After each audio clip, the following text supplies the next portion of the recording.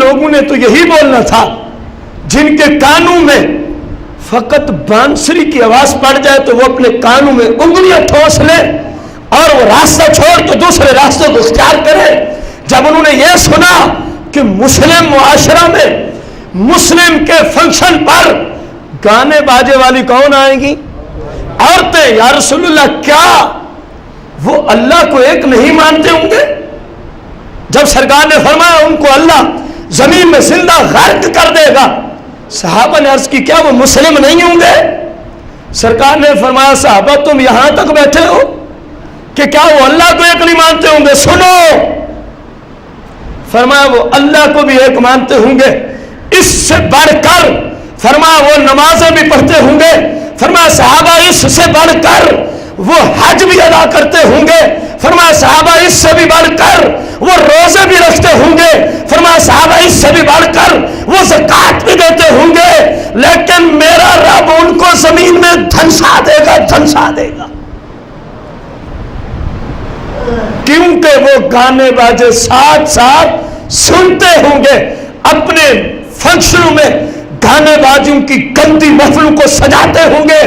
رب ان کی نماز نہیں دیکھے گا, ان کے حج نہیں دیکھے گا, ان کے زکات اور روزے کو نہیں دیکھے گا, ان کے وعدہ لا شریک ہونے کی گواہی کو نہیں دیکھے گا. اے صحابہ یخسف اللہ بہم الارض, میرا رب ان میں سے جس کو چاہے گا زندہ زمین میں دھنسا کے رکھ دے گا. کیا ہمارے زمانے میں ایسا عذاب نہیں آیا ورلڈ میں؟ بولو تو صحیح. کیا مسلم معاشرہ کی بات کر رہا ہوں جو اللہ کو وحدہ لا شریک کہنے والے, حدیث کی روشنی میں نماز پڑھنے والے, زکات دینے والے, روزہ رکھنے والے, حج کرنے والے, کیا اللہ نے ایسے مسلمانوں کو زندہ ہی زمین میں غرق نہیں کیا؟ بولو تو صحیح. یہ اس حدیث کی تصدیق ہے جو سرکار نے فرما دیا کہ جب ان کے ہاں گانے باجے کا دور دورہ ہوگا, جب شراب کا دور دورہ ہوگا, فرمایا پھر میرا رب بھی ان کو زندہ زمین میں دھنسا دے گا. اور یہ ہم پریکٹیکلی دیکھ چکے ہیں. حدیث میں تو تھیوری کے درجے تک تھا, ہم تو اگلے درجے کو بھی ملاحظہ کر چکے. اب بھی کوئی مسلمان ان گندے کاموں سے باز نہ آئے تو اپنی قسمت کو روئے. پھر اپنی سرکار نے فرمایا وَيَجْعَلُ مِنْهُمُ الْقِرَادَةَ وَالْخَنَازِيرَ, فرمایا صحابہ ان میں سے کچھ کو اللہ ان کے چہرے مسخ کر دے گا.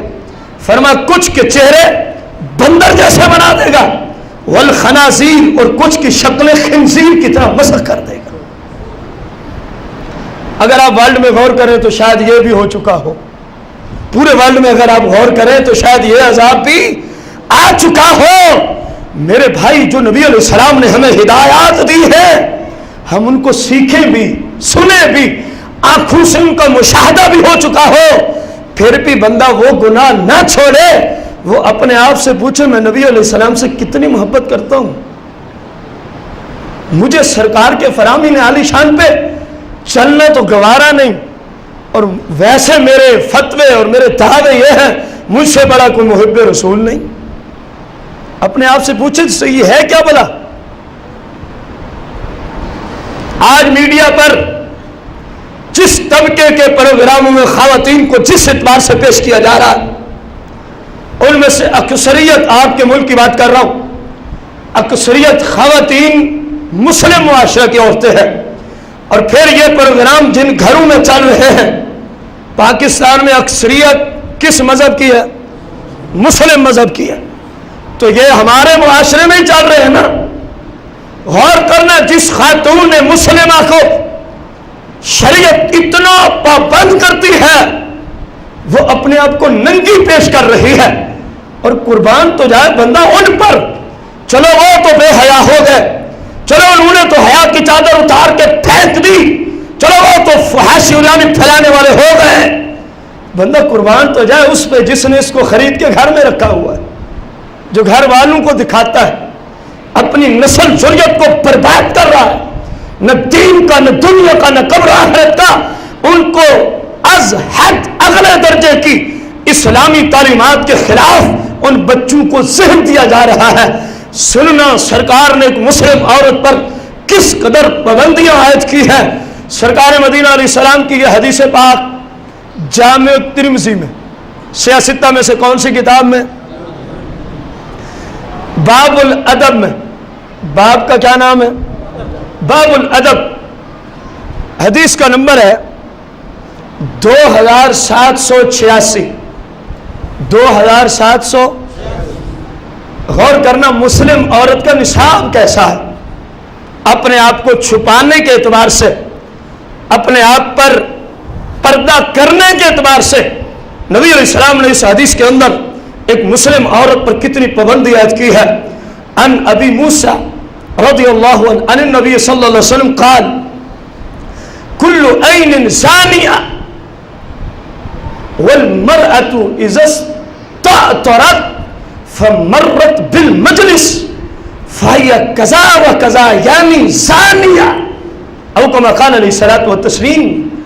غور سے سنے حدیث پاک، سرکار نے فرمایا کل عین زانیہ، ہر وہ آنکھ جو اجنبیہ کی طرف اٹھتی ہے، ہر وہ آنکھ جو اجنبیہ عورت کی طرف، کل عین زانیہ، فرمایا ہر وہ آنکھ زنا کرنے والی ہے۔ ہر وہ آنکھ کیا کرنے والی ہے؟ جس طرح اسی حدیث کا مفہوم قدر تفصیل سے ایک اور جگہ بھی موجود ہے۔ فرمایا والعینان زناہما النظر، او کما قال علیہ السلام، فرمایا آنکھوں کا زنا یہ ہے کہ بندہ اجنبی عورت کو دیکھ لے، اجنبی عورت کو۔ والعینان زناہما النظر، ادھر قدر تفصیل ہے، فرمایا آنکھوں کا زنا یہ ہے اجنبی عورت کو دیکھنا، اجنبی عورت کو۔ آگے سنیں، فرمایا والمرأة، کوئی خاتون مسلم، مطلق خاتون نہیں، الف لام داخل کر کے معرفہ بنا دیا ہے، فرمایا جو مسلم خاتون ہو۔ کس خاتون کی بات ہے؟ کسی کافرہ یہودی عورت کی بات نہیں، کیونکہ سرکار نے جو نصاب دیا عمل کی دنیا میں، یہ نصاب مسلم سے تعلق رکھتا ہے۔ کافر سے اس وقت تعلق رکھے گا جب وہ پہلے اسلام قبول کرے گا، پھر وہ مسلمان ہو گیا، اب سارا نصاب اس سے بھی تعلق۔ فرمایا والمرأة، مسلم عورت، اذا استعطرت، جب خوشبو لگا لے۔ غور کرنا، کیا لگا لے؟ خوشبو۔ فمرت بالمجلس، خوشبو لگا کے پھر اجنبی مردوں کے قریب سے گزر جائے۔ فمرت بالمجلس، عورت نے خوشبو لگائی، سر سے لے کر پاؤں تک پورا جسم چھپا کے رکھا ہوا ہے۔ شریعت کی روشنی میں جو پردے کا حکم ہے مسلم عورت کو، سر سے پاؤں تک اس نے پورا کیا کیا ہوا ہے؟ صرف ایک خفیہ دائی اپنے ساتھ لے کے چلی ہے، وہ کیا ہے؟ خوشبو۔ فرمایا جب خوشبو لگا لے، فمرت بالمجلس، پھر وہ غیر مردوں کے قریب سے، فرمایا فَهِيَ كَذَا وَكَذَا یعنی زانیہ، فرمایا وہ میری امت کی زانیہ عورت ہے۔ یہ حدیث سنے، ناراضگی والی کوئی بات نہیں۔ فَهِيَ كَذَا وَكَذَا یعنی زانیہ، فرمایا وہ ایسی ہے یعنی زانیہ، فرمایا وہ میری امت کی کیا ہے؟ کس عورت کی بات ہو رہی ہے؟ جو سر سے لے کر پاؤں تک باپرد ہے، صرف کیا لگایا ہوا ہے؟ اونچی تو بولو، سارے بولو۔ یہ ایسی حدیث ہے جس کو ہر مسلمان کو یاد کرنا ضروری ہے اس زمانے میں بالخصوص۔ فرمایا عورت مکمل باپرد، صرف ایک خفیہ دائی اس کے پاس ہے، وہ کیا ہے؟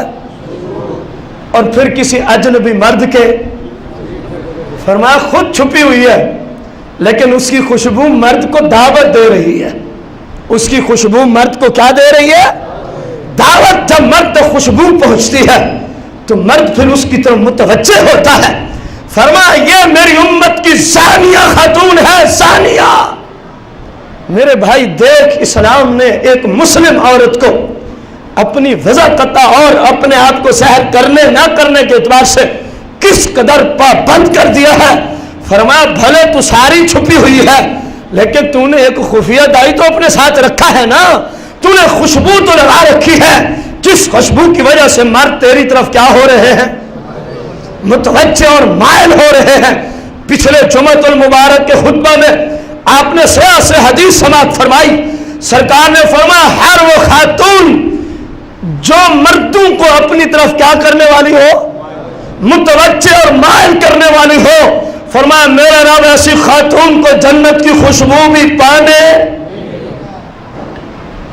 دیکھ اس نصاب جو عورت کے متعلق آیا، اس نصاب کو، اور پھر جو کچھ میڈیا پہ میرے اور آپ کے اور جس کے گھر میں، میں مثال دے رہا ہوں میرے گھر میں ہے نہیں، جس کے گھر میں یہ فحاشی پھیلائی جا رہی ہے میڈیا کے ذریعے، میرے بھائی ذرا سوچ اس میں کس وضاقتہ کی خواتین کو پیش کیا جا رہا ہے۔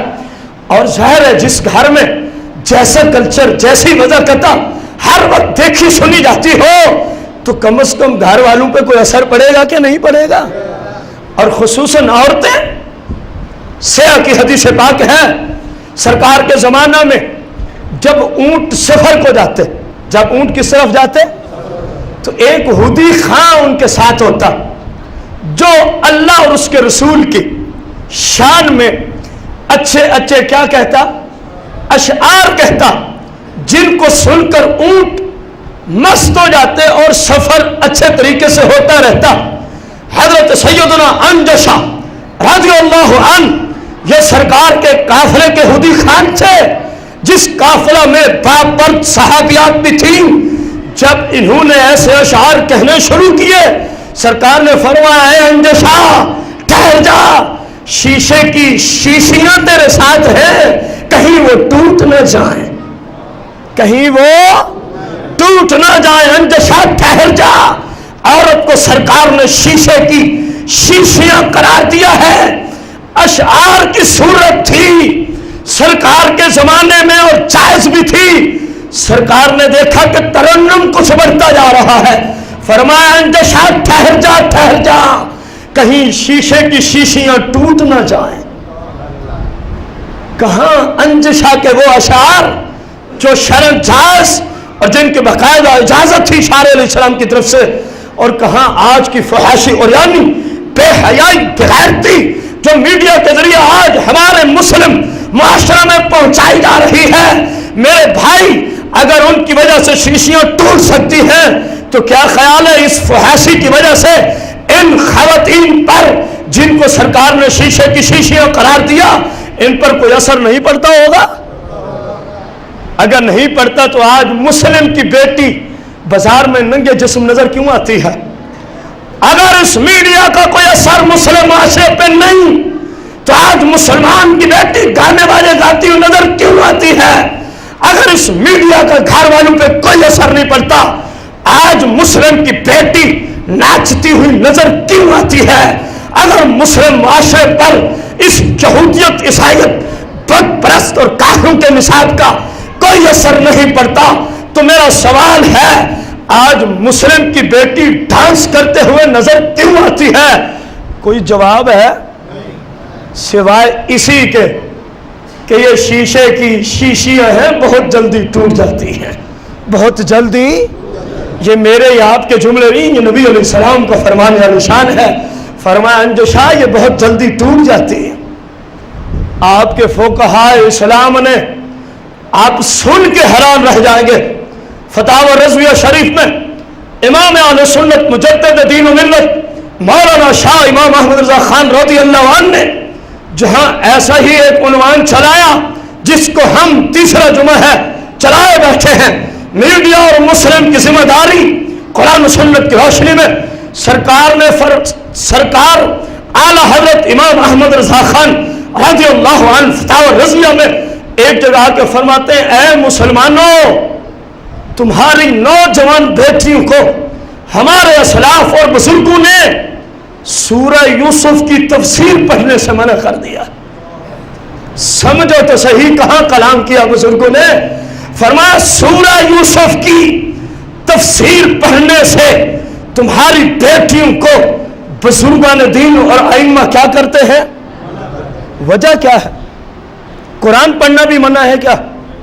قرآن سیکھنا بھی منع ہے کیا؟ ان ائمہ نے اسی حدیث کے تحت کہا کہ یہ شیشے کی نازک شیشیاں ہیں اور یہاں جناب یوسف اور زلیخا کے اس طرح کے معاملے کا کیا آیا ہے؟ ذکر و تذکرہ آیا. ائمہ نے کہا مسلم کی بیٹی کو بہتر ہے سورہ یوسف کی تفسیر نہ پڑھائی جائے. ممکن ہے وہ بھی اس تفسیر کی وجہ سے شیشی ہے نا, ممکن ہے ٹوٹ جائے, ممکن ہے. کہاں رب کا کلام سورہ یوسف اور کہاں آج کی میڈیا کی فحاشی اور یعنی بے غیرتی. آپ غور تو کریں مسلمان آخر کس راستے پہ چل رہا ہے؟ کیا ہم نے مرنا نہیں؟ اب آپ جواب دیں گے کیا ہم نے مرنا نہیں؟ کیا ہمیں پتہ نہیں کہ اس وقت جو ٹی وی چینلز اسلامی پروگرام نشر کرتے ہیں عین اسلام, وہ ہماری گفتگو سے مستثنا, جو اس وقت ٹی وی چینلز اسلامی اخلاقیات کے خلاف پروگرام پیش کر رہے ہیں, کیا یہ فحاشی نہیں؟ بولو تو صحیح, آخر تک بولو, کیا یہ فحاشی نہیں؟ کیا یہ بے غیرتی نہیں؟ کیا یہ عریانی نہیں؟ کیا یہ یہودیت عیسائیت کا نصاب نہیں؟ اگر یہ سب کچھ ہے تو پھر مسلم کے گھر میں کیوں ہے؟ سوال بنتا ہے کہ نہیں بنتا؟ ہم اس کے سوا تو کچھ نہیں کر سکتے. ہماری ذمہ داری اتنی ہے قرآن و حدیث آپ تک پہنچا دیں تاکہ قیامت کے دن آپ کے ہاتھ اور ہمارا گریبان نہ ہو, کیونکہ ہم آپ پر رائی ہیں. جب تک یہاں اللہ نے قسمت لکھی ہے ہم آپ کے نگہبان اور رائی ہیں. قیامت کے دن کہیں کوئی بھائی میرے گریبان میں نہ ہاتھ ڈال دے, یا اللہ اس نے ہمیں کب سمجھایا تھا کہ یہ بھی گناہ ہے, حالانکہ اس کو پتا تھا کہ میرے اس معاشرے میں یہ ساری فحاشی چل رہی ہے. بھائی میں تو اپنی ذمہ داری کو پورا کر رہا ہوں, آگے مسلم سوچے. اور جو آیت ہم نے آج سورہ نور سے آیت نمبر کون سی تھی؟ 19 کو تلاوت کیا تھا. ان الذین یحبون ان تشیع الفاحشہ فی الذین آمنوا لہم عذاب علیم فی الدنیا والآخرہ. اس آیت کو مد نظر رکھتے ہوئے آپ بتائیے, ترجمہ سن لیں وہ بھائی جو بات میں آئے. ان الذین, بے شک وہ لوگ, یحبون جنہیں پسند ہے, ان تشیع الفاحشہ یہ کہ پھیل جائے فحاشی بے حیائی, فی الذین آمنوا کن لوگوں میں؟ مسلمانوں میں. لہم عذاب علیم تو ان کے لیے کیا ہے؟ دردناک عذاب. فی الدنیا والآخرہ, فی الدنیا ہر, یہ تیسری قسط ہے. ہر قسط میں آپ کو قرآن کی آیات سے بھی ہم دلائل پیش کرتے ہیں, سرکار علیہ السلام کے خصوصی فیضان کے توسل سے اور سرکار کی احادیث کے ذخیرہ سے. صرف ستہ سے آپ کے سامنے احادیث مبارکہ بھی ہم رکھتے ہیں. آپ بتائیے کیا یہ مسلم کا نصاب ہے؟ اونچی بولے, کیا یہ مسلم کا نصاب ہے؟ اگر نہیں تو مسلم کے گھر میں چلتا کیوں ہے؟ یہ ساری آیات, یہ ساری احادیث آپ سے تقاضا کر رہی ہیں, تم مسلم ہے یہ یہودیت ہے, تم مسلم ہے یہ عیسائیت کا نصاب ہے, تم مسلم ہے یہ بت پرستوں کا نصاب ہے, تم مسلم ہے یہ مشرکین کا نصاب ہے. اگر تو واقعی مسلم ہے تو پھر اس کو گھر سے. اللہ جل مجدہ سے دعا ہے اللہ پاک ہم سب کو صحیح معنوں میں قرآن و سنت کو سیکھ کر سرکار علیہ السلام کی شریعت پہ عمل کی توفیق عطا فرمائے. آمین بجاہ نبی